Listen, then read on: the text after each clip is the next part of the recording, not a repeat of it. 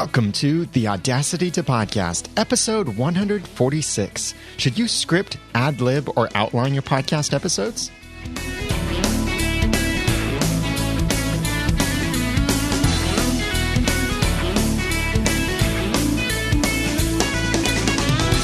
Thank you for joining me for the Audacity to Podcast. I'm Daniel J. Lewis, and this is the award-winning how-to podcast about podcasting and using Audacity. It's where I give you the guts and teach you the tools to podcast with passion, organization, and dialogue. I've got some cool announcements about the podcast awards coming up. I'll share those later on. But for now, you may be thinking that you're in a place where you're pretty happy with how your podcast is going. Or maybe you're thinking of changing your format a little bit. Maybe you haven't launched your podcast yet and you're thinking of starting, but there is a question that I think you should consider, and you're probably considering this or have considered it already. That is, should you script your podcast episodes? But I think the question should really be broader than this, because it's more than just should you or should you not script. For some of us, I think we may know a very firm answer to that. Yes, we should script. These are the reasons why. Or no, we shouldn't script. These are the reasons why. And it's very different depending on what kind of content you're presenting, your personality, and what you want to do with your podcast. So there is no right or wrong answer. I will give my recommendation at the end of this. But I think it's more than just a question of whether we should script our podcasts. But we need to look beyond that, broaden our perspective a little bit. So we're going to look at three different ways that you can prepare your content for your podcast. That is, number one, script, number two, ad-lib, or number three, outline. And this is in response to a question I received from Alex in London. He said, "Hi, Daniel. I love your podcast. I am new to listening to podcasts, and I am intending to start my own soon. I have a question about episode 144, which I have just listened to today. It's the one about finding the time to podcast. How much scripting do you do, if any, for pre-show prep? It sounds to me that you do none, as it's so natural sounding. I love the way you describe how to break it down into parts, the P's, that is, from episode 144. This makes it all seem so doable to me. Many thanks, and you get my vote for the annual podcast awards." From Alan in London, United Kingdom. Thank you so much for the message, Alan, and great question. I've had this on my list to cover for quite a while, and Alan's email reminded me of this item on my list, so I decided it's time to cover it now. So, three different ways that I think that you can look at podcast preparation and how you then, what you're using as your source material for presenting your podcast. You could either script your podcast, which this is where you would write out and read that script verbatim, that is word for word, into your podcast, or you could ad-lib, which is where you speak freely without any kind of restrictions or direction. You're free to go follow any rabbit trail that you want. You don't have to follow an outline or any kind of time limit. Or number three, outline, where you have a basic list of content that you want to share, and you present off of that list then in some way or another. And so let's dig into this more. So number one, script. When you want to be perfect and you're really concerned about having the highest accuracy in presenting your content, then you'll probably want to consider scripting your episodes. Or if you're not very comfortable yet behind a microphone, whether it be public speaking or just sitting down in front of a microphone and presenting something solo very well, which for many people that can just be brain exploding material to have to try to explain something as if you're talking to someone when all you're looking at is your computer screen. That's why it's great to have a person's face in front of you as much as possible so you can imagine that you are speaking to that person. But so because of that, and for many other different reasons, people may often choose to script their episodes and then perform them or read them into the podcast because they can make sure that they get it perfect. They get the information just right. They've worked on their wording, it's proper grammar, all of that stuff to consider. And this may seem like a good way to go for you. And look around us, really. You may think, oh, scripting isn't that great. But we are surrounded by scripted content, audio and video. Think about this. Movies and non-reality TV shows, maybe even some of the reality TV shows, it seems sometimes, but they're scripted and they're performed by usually skilled actors of some sort.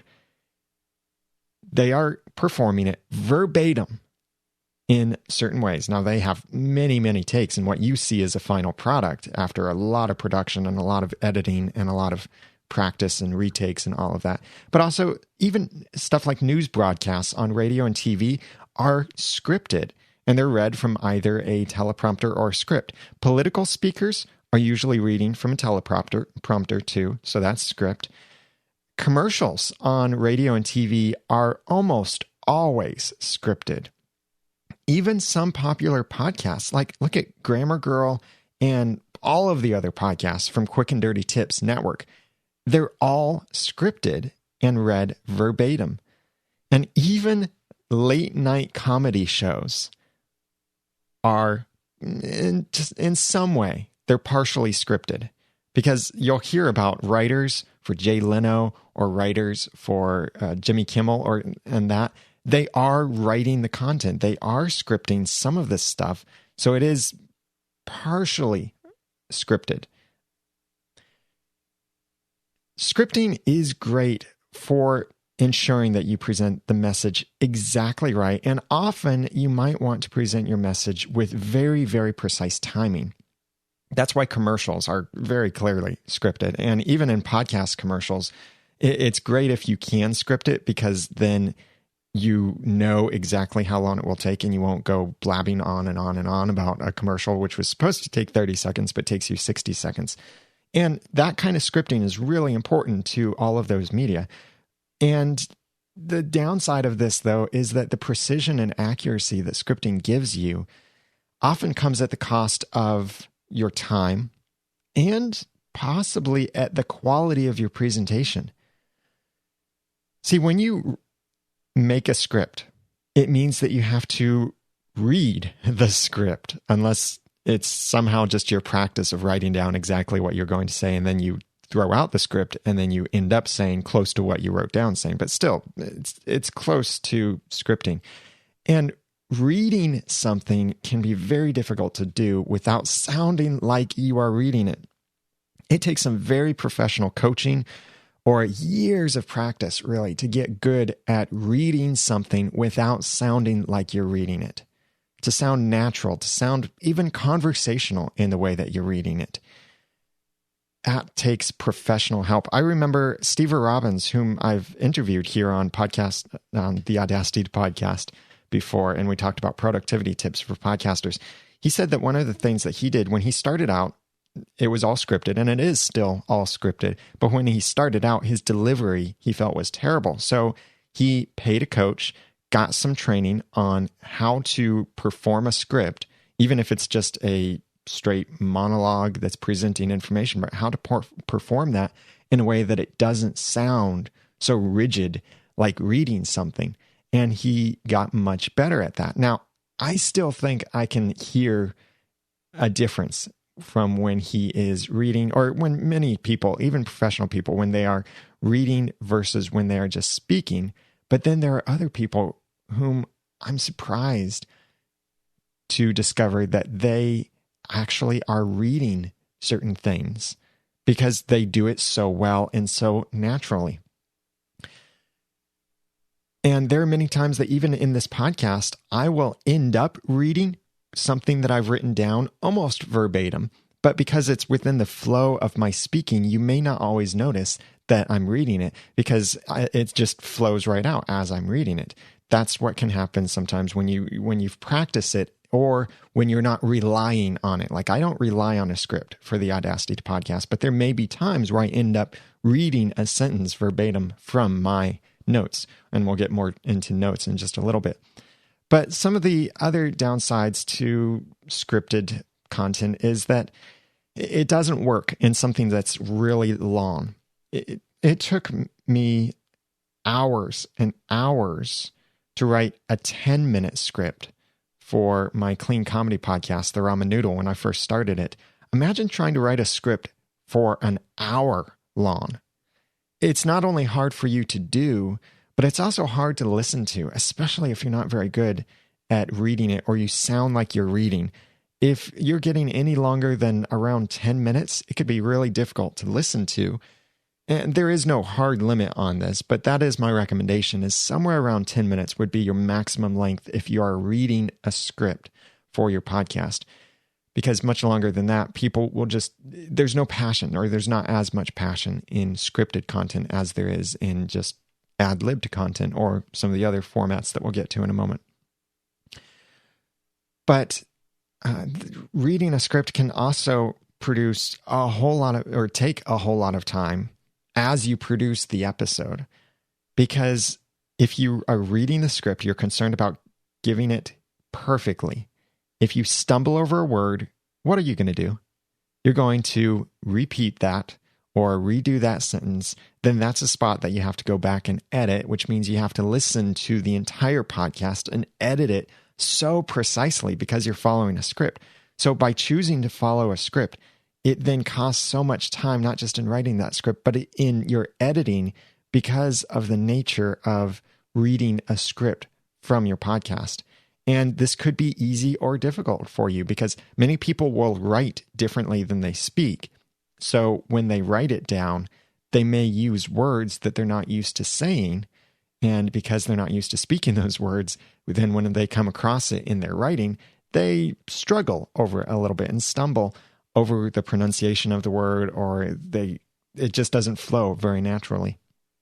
When I first started the Ramen Noodle, my clean comedy podcast, I scripted all of my episodes, well, all of the first 8 episodes. And that's why in 2 years, it took me that long to get 9 episodes out. It was my 9th complete episode where I dropped the script idea, completely changed my format. And I think that was really the turning point. That's also when I started taking podcasting seriously.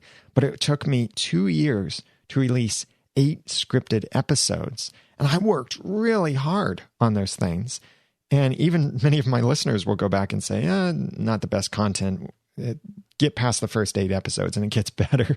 But I look back at that as, wow, I worked so hard on that. I almost feel like it's higher quality content because I worked so hard, but that's not necessarily the way it came across. So because I was following a script, it would take me hours and hours to produce and edit, and it was a 15-minute episode. That's why I didn't release more than 9 episodes in 2 years. So this is up to you, though. Maybe you only plan to have a 5-minute thing, or it's very important for you to communicate something precisely to precise timing with exact verbiage. Maybe it's something legal where you have to present it in the exact way that it's written. Maybe you're just not very comfortable yet with ad-libbing, which I'll talk about next, into the microphone and talking along a couple points, because this can be quite nerve-wracking to try to speak when you're not actually speaking to someone who's right in front of you. So that is working with a script, and it's up to you whether you script. But the flip side of that is number 2, ad-lib. Ad-libbing would be when you are speaking very freely. You have no restrictions, no directions for your content. You may even decide that you aren't going to decide what you're going to talk about. So you just sit down, turn on the recorder, and you start talking. That's ad-libbing, where you are freely speaking what's on your mind. This is very comfortable for some people because they can be very passionate about something and present it very passionately when they're not having to follow some kind of outline or a script or anything like that. But they can just present what's on their heart, what they are truly passionate about. And I've seen this done very well. Jay Baer is a great speaker and a great author, but I went to Mix West conference a little bit earlier this year, and Jay Baer spoke, and he had a general idea of what he wanted to talk about. It was his experience in business, but he had no script. He had no outline. He had no slides. And none of that is a sin, by the way, to not have any of those things. But he presented very well.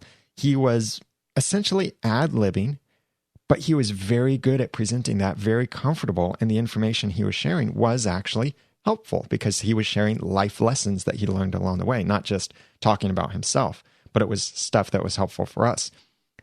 But at the same time, while ad-libbing may be very comfortable for some people to present, for others, it will be very uncomfortable because it comes down to a confidence issue. Are you confident in your ability to present or to present a conversational style presentation if there's no one to converse with? So many of you may feel like, I want ad-lib, but I just can't. I sit behind the microphone and my mind goes blank, or I feel like I have to read something, or whatever it may be. So ad-libbing may or may not be comfortable for you, but I do think that the greatest benefit to ad-libbing is that it allows your personality to fully show through your podcast. Podcasting is so much tied into passion. You cannot communicate passion very well through writing. No number of exclamation points will help you communicate how passionate you are about something. Because can you really, without adding a smiley face and other oddly unprofessional things, can you really communicate that you're smiling, or that you're frowning, and that you're upset about something, or you're exhausted about something, or that something is just really exciting you? Can you communicate that through writing? No, not very well. It doesn't communicate nearly as well as it does through your voice. So ad-libbing gives you so much freedom to let that personality come through, as long as you're presenting something that you are truly passionate about. If you aren't doing that, then you will run into a problem where ad-libbing may not be great because you just feel like you can't ad-lib on it. There's not much passion to share or anything like that. Did you realize that conversations are really a form of ad-libbing? And podcasts work great if you treat them as conversations. Even if you are the only host on your show, it's still a conversation. I'm having this conversation between me and you. And right now, I'm telling you something that I'm extremely passionate about, and you get to listen. Sometimes you get to talk back at the podcast, but I'm not hearing it unless you send me your feedback, which I totally welcome, by the way. And this is a form of a conversation, but our conversations that we have every day are another form of ad-libbing because each person is speaking as the thoughts come to them. They're not following a whole outline. They're certainly not following a script as they speak to each other. There are certain things that we do by habit, like how often do you ask someone, how are you, when you actually don't care to know how they are? You just do it because it's a courtesy, a cultural expectation or something. I don't ask people, by the way, how they are unless I actually care about how they are and I want to hear how they are. But if I'm expecting a fine or if I don't actually want to know, I don't ask them. This ad-lib format allows you to be so much more free-flowing, but that can be hard for your listener or your viewer to follow you because you may bounce all over the place following rabbit trail after rabbit trail. You may talk with excessive language, wax an elephant as you are speaking to make a very simple point. It may take you 10 minutes. And that can make it very difficult and sometimes very annoying to your audience to try to follow this and to follow your train of thought. Especially hard with this is you may start your podcast saying, I've got 3 things to share with you. And then by the end of the podcast, it turned into 5 things because you thought of 2 more things along the way. If you had maybe scripted or outlined, I'll talk more about outlines in a moment, then you would have that content and would be able to say, these are the 3 things. Just like in this episode, I'm telling you the 3 ways that I see that you can do this are you can have a script, you can ad-lib, or you can outline. That's in my outline. I'll get to that in a moment. But do think about whether ad-libbing is really the best for your content. Because yes, it allows you so much freedom, so much personality to come out. But by ad-libbing, are you struggling over rabbit trails or communicating your message clearly and concisely? I know that I can often spend too much time and waste your time by saying something, repeating myself over and over, or elaborating on something that doesn't need elaboration. And sometimes it can take me 5 minutes to make a point that I could say in just 1 minute. And that's something I am working on, trying to improve in the Audacity podcast, is to make it only as long as it needs to be. So you could script, or you could ad-lib, or number 3, you could outline. This is my suggestion. And again, this is totally up to you though. You could decide to script or ad-lib, but I think outlining is a hybrid between these things, because you can have your rigid script or you can have your ad-lib and be completely free with your content. But combine these two things together, and I think that would give you an outline. This is where you have your points that you want to cover and any kind of extra information that you want to reference, and it's all in one place. It's a kind of an outline, and then you present from these points. But this doesn't mean that your audience needs to know these points. Not every episode of yours has to be the 10 ways to do this, or how to do that in 5 steps, or the top 10 these things. None of that is absolutely necessary. Although they do make great episode or post titles, but you can just present your information without sharing the actual outline itself. It could be a 5-point outline, 10-point, 50-point outline, really doesn't matter. Your audience may or may not need to know your actual outline.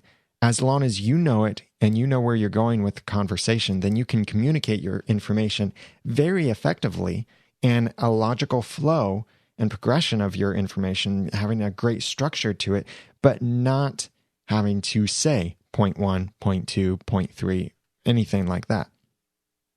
I really like this method because it gives your content a really good flow, because you know where you're supposed to go next. You can start working on those transitions from point 1 to point 2. You can make sure that you are really hitting those points hard. The things that people really need to know about, those are your repeatable items, or the things that you keep tying into the content that you're sharing. But this also still allows you freedom to elaborate with some ad-libbing on each point that you share. Like my outline for this episode could be as simple as 3 options for podcast preparation: script, ad-lib, outline.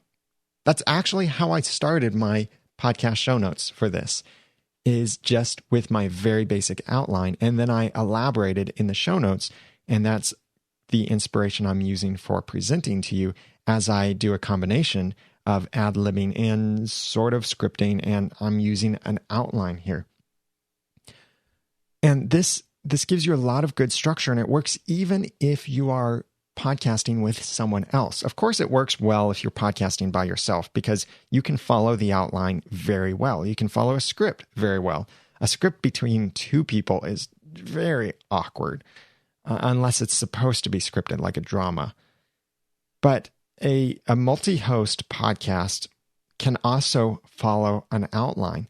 We've got a Once Upon a Time podcast, and now we just launched our new Once Upon a Time in Wonderland podcast. You can find out all of our podcasts over at noodle.mx. We've also got a new Marvel Agents of S.H.I.E.L.D. podcast in there. The Sci-Fi Show is officially now on Noodle Mix Network and Under the Dome, and so much great stuff. And in these multiple co-host podcasts, we have taken notes on the content that we want to share. And our notes are in one form or another, and they may just be a couple bullet points of these are the things we want to bring out in this episode, or it may be an exhaustive list of points to cover. And as we present, we are working our way through our notes. So we know these are the points that are most important to share. These are maybe the points we'll get to if we have time. And it works great for building the show notes afterward, because then that's the content that gives us the structure that we knew we followed, or hopefully we followed. So using an outline in your conversation keeps the discussion moving and focused, really, as you won't completely get sidetracked if you ad-lib and start to think about, what were we talking about? How do I bring this back? But you can be looking at the outline and people will know we need to bring this back to talk about this point next. They know what's going on. They know the flow. And you can present something that's very structured to your audience without having to give them an outline. Like in our Once Upon a Time podcast, we never tell people, these are the top 10 points, or point number 1, such and such happened. Point number 2. No, we just go through it, but we are following an outline. So that's my recommendation for how you present your content. And this ties in a lot with your show notes, because I think show notes are most effective if you write them ahead of time as much as possible, or have show notes in some way, because show notes aren't just for other people's benefit. They're for your benefit as well. And I talked about writing effective podcast show notes in episode 49, which you can check out at theaudacitytopodcast.com/49.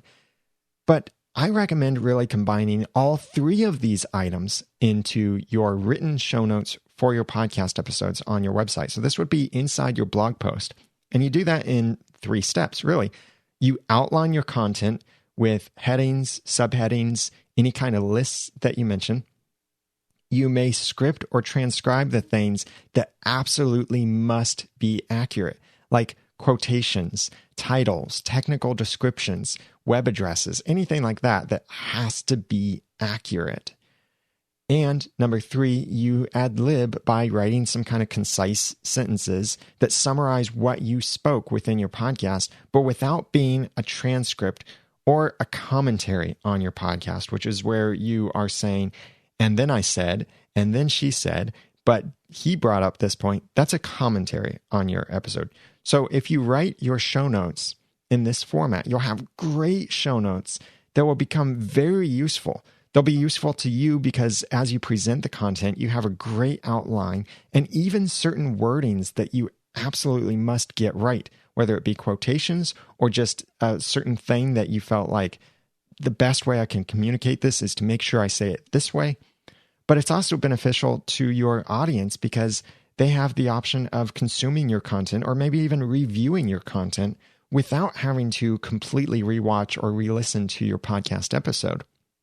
This happens a lot on the Audacity podcast because of the kind of information I present.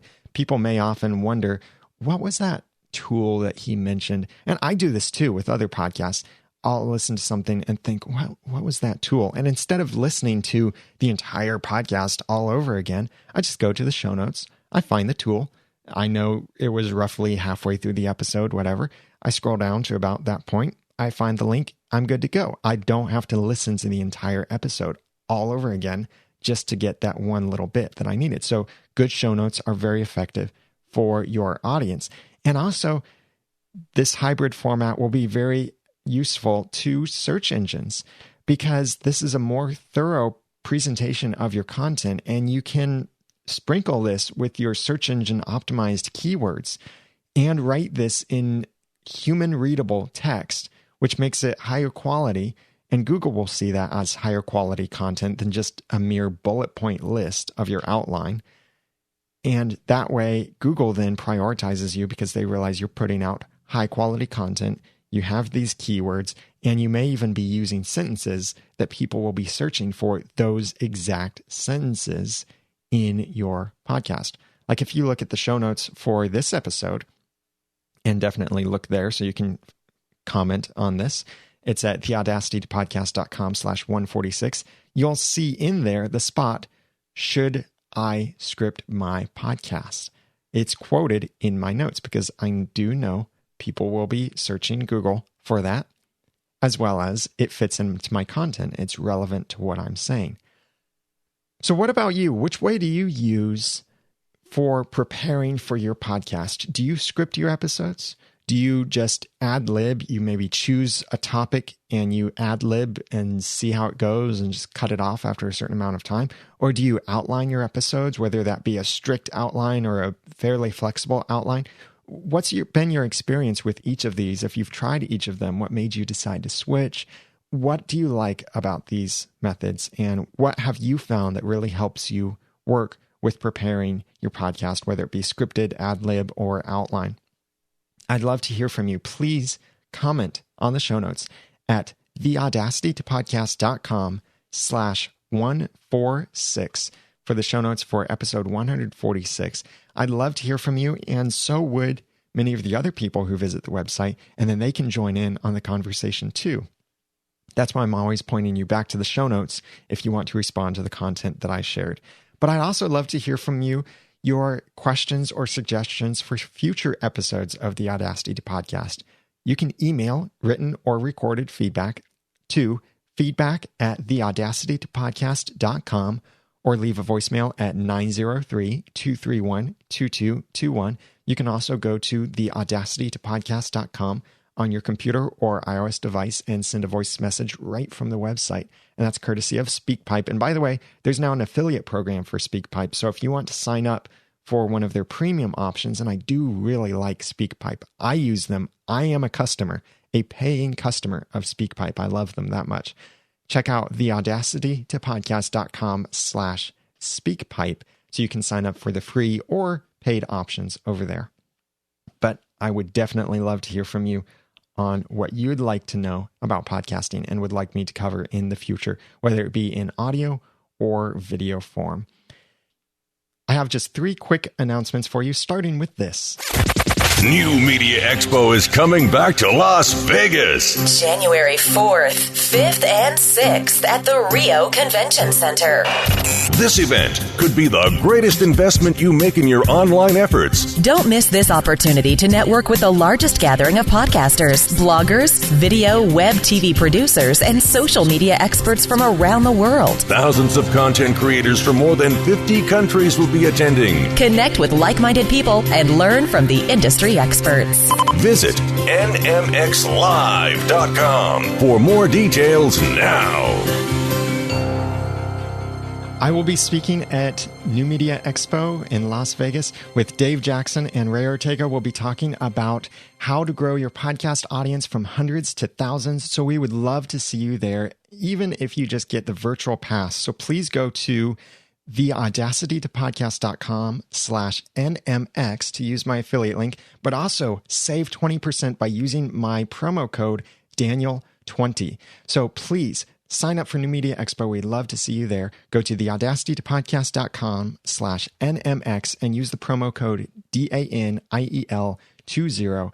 And we hope to see you in Las Vegas. Second announcement, podcast awards are open for nominations, and also voting will be later this year. Please go to theaudacitytopodcast.com/podcast awards to find out how you can nominate all of our podcasts that we need and want to see in the finalists for the podcast awards. And as you can guess, the Audacity podcast would go under technology, but we have other podcasts to go under other categories like best produced and people's choice. So please go to theaudacitytopodcast.com/podcast awards to learn more about that and see what podcasts you should nominate into what categories over at podcastawards.com. And last announcement, Podcasters Roundtable. We recently published episode 13 and talking about when not to start a podcast with our special guest, Lisa B. Marshall from the Public Speaker podcast, which is a podcast I listen to, and it's one of the podcasts that I don't want to miss. By the way, it's a scripted podcast, but Lisa presents it well. So please check that out at podcastersroundtable.com, as well as watch for all of our future Podcasters Roundtable, because you could potentially be one of the roundtablers at the Podcasting Roundtable, where we talk about the issues that podcasters face. So check that out at podcastersroundtable.com. I'm available for one-on-one consulting for website design, podcast cover art design. I love to help people launch or improve their podcasts. I'm working with other clients to do that right now, and I'd love to work with you. Please email me feedback@theaudacitytopodcast.com if you'd be interested in my helping you. Now that I've given you some of the guts and taught you some of the tools, it's time for you to go podcast with passion, organization, and dialogue. I'm Daniel J. Lewis from theaudacitytopodcast.com. Thank you for listening.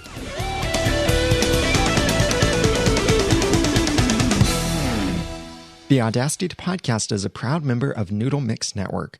Find more of our award-winning and award-nominated podcasts to make you think, laugh, and succeed at noodle.mx. We now have a Marvel Agents of S.H.I.E.L.D. podcast, a Once Upon a Time in Wonderland podcast, a science fiction and philosophy podcast, and then we've got all the other greats like Under the Dome, Once Upon a Time, Christian Meets World, Beyond the To-Do List, Are You Just Watching the Ramen Noodle, and this one, the Audacity to Podcast, and more to come in the future. Check them all out at noodle.mx. The Audacity to Podcast is also a proud member of the Tech Podcast Network. If it's tech, it's here, and a big place where tech will be is the Consumer Electronics Show in 2014. If you are interested in getting your business or even your podcast in front of thousands and thousands of people